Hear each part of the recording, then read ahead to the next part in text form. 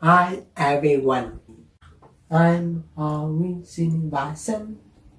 I'm a minimally speaking autistic. I'm a student at UC Berkeley, major in psychology. I know in disability studies. I'm a student journalist and research assistant at the Golden Bell Moon and Sea Research Clinic. The human brain and behavior just fascinates me. I hope to pursue research in grad school. I'm going to continue with my task to speak wise now. Otherwise, we may be here all day listening to my delightful voice. LOL. Talking is still a work in progress for me. I firmly believe that we are never too old, or it's never too late to learn. After all, most of us are going to live till age 80 or beyond, so that's many decades of learning. I mainly communicate using alternative augmentative communication. Did you know that there is only a limited choice when it comes to natural sounding, American accent, male voices? I use the one called Ryan. So when two non-speaking friends chat, it sounds like Ryan speaking to Ryan, which is really disconcerting at times. Anyway, to continue. College is an amazing opportunity where you get to experience many things. This is my 4th semester as lead student instructor for a faculty-sponsored, semester-long class on autism. It has been an awesome experience as I get to drive most of the class content. I have 2 broad goals for this class. One is to change the way my neurotypical peers will come to think about and interact with autistics for the rest of their life. The other is cooperation. Any meaningful change we want to see in the world cannot happen without a collaborative effort between autistics and their non-disabled peers. We need allies. An example of cooperation is this class that I teach with the help of my fellow neurotypical students. So a big thank you to my neurotypical fellow student instructors who have been part of the DECAL team each semester. Together we are able to deliver a great class. In addition to teaching the 1-unit class on autism, I'm also a part of the student body, Spectrum, Autism at Cal. We work on campus awareness, community outreach and community volunteering, as well as providing a community for autistics on campus. Spectrum at Cal is another example of cooperation as we have both neurotypicals and autistics. And over 50% of the board are autistic. I am its first non-speaking autistic president, which really says a lot about the diversity of the student organization. Last year was another first, with its first Black autistic student president. It has been wonderful to see the org grow and continue to evolve. We have not let remote stop us either. In fact, we have increased our community reach and the variety of event programming this year, as physical distance is no longer a barrier. Professor Nakamura's RadMed Disability Lab is a unique makerspace lab which hacks some pretty cool low-cost disability solutions for traditional disabilities. I find that learning about other disabilities helps me understand my own too. I head team propaganda. On a lighter note, I am an avid poet and have written maybe 200 plus poems and a few short stories. I have also written in other languages. I have won around 44 awards for many of these. Philosophy also fascinates me and I write on the subject. I have plans for future fiction and non-fiction books. In my Psychology of Human Happiness class, we were asked to think about our life philosophy. I like to think of myself as possibility, Hari as possibility, that I can do much with my own life and help others too along the way. Unless you see possibility, there can be no opportunity. I got a super big surprise in July when I was featured on President Obama's Instagram on the 30th anniversary of the Americans with Disabilities Act. Politics aside, getting acknowledged by a president of the United States to me meant that even significantly disabled lives like mine are of worth to society. Made me feel I must be doing something right. So that was all the good stuff. It shows what is possible. My challenges, however, dominate 90% of my daily reality.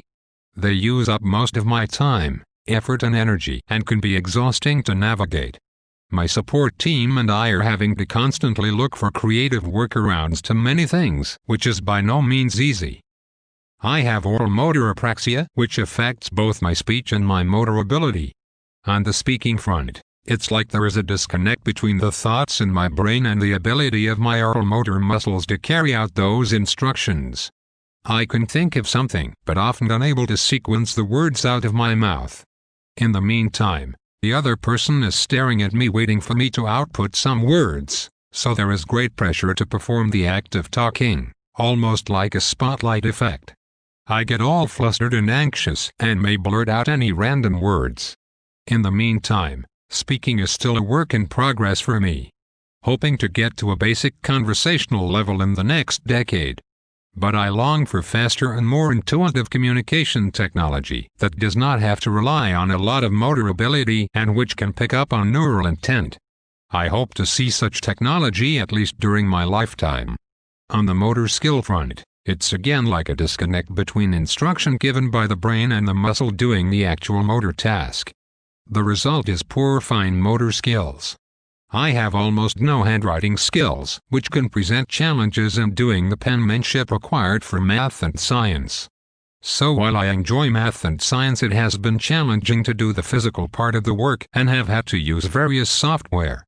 Any kind of technology is hard to manipulate when you don't have good motor skills and really slows you down as well.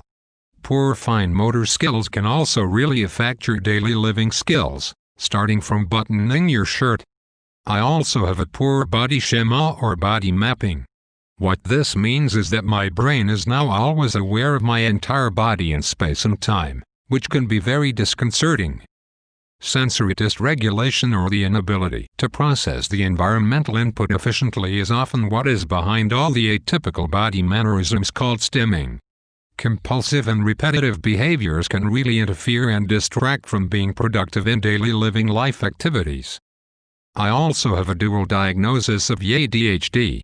Ironically, the ADHD need for novelty often clashes with the need for sameness in autism. Let's add in some miscellaneous health issues and allergies. With all this going on, do you wonder that I have social anxiety and mood regulation issues? My body is not easy to manage. It's like driving a car with a loose steering wheel in a world full of unexpected societal potholes. It can result in anxiety, frustration, and the sensory meltdowns. What was the point of that long story of my challenges? The reality is that there is a multiplier effect of permutations and combinations of challenges for different autistics that can vary in degree and intensity, all of which will affect the ability to cope and perform.